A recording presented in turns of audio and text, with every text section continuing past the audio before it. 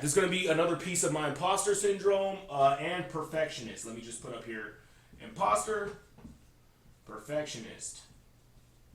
You get the drill. All right, cool. So this is what it all boils down to. And this is what I noticed with myself, with some of my students in the college class, and my inmates, right? I think one thing that I've noticed is a lot of self-esteem, self-confidence, conflicting issues, right? So let's break down what each of one of them is, right? Your self-esteem is basically your self-worth or your self-value, things like your self-respect, right? How do I feel about myself? Am I valuable, right? Now, your self-confidence is going to be based on abilities or you achieving your goals.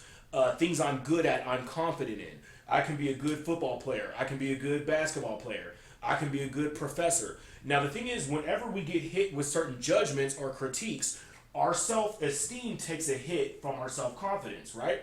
So what I mean by that is, I'm a professor. I have evaluations. What happens during evaluation is someone higher than you, like a dean, they basically look at to see, how you're doing your job. Are you good at a professor, right? So I know one thing is I know I bring value. I provide information, and a lot of it is based on what I've experienced or what I've seen or things that I've had seen other people experience, right? So I believe, I'm pretty good at this, right? Now, where my confidence takes a hit is when I get a critique, and I think that's most of us. Most of us, we internalize critiques, and that kind of affects our self-esteem, and it's based on our abilities to do something or achieve a goal. I have college students. They might get an F on one particular assignment, and it makes them feel like they should change their major or look into doing something different or change career paths. And it's like, no, you're still bringing value. Overall, you are still a great person. You just have this one specific that's getting in your head. Now, two things can be true at one time.